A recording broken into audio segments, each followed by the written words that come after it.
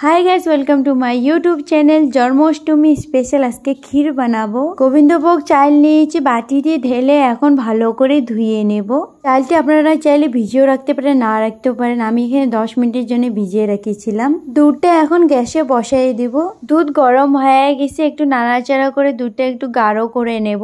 এখন কেশর দিয়ে দেবো। কেশর দেওয়ার পর দুধের সঙ্গে এখন ভালো করে মিশিয়ে নেব। 10 মিনিটের জন্য গোবিন্দভোগ চাল ভিজিয়ে রেখেছিলাম, এখন দিয়ে দেব।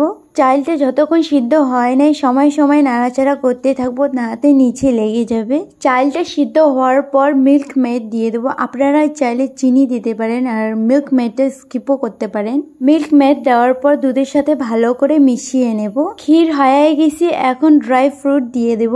ভালো করে মিশিয়ে এখন নামিয়ে নেব। ক্ষীর ঠান্ডা হয়ে গেছে, এখন প্লেটে সার্ভ করে নেব।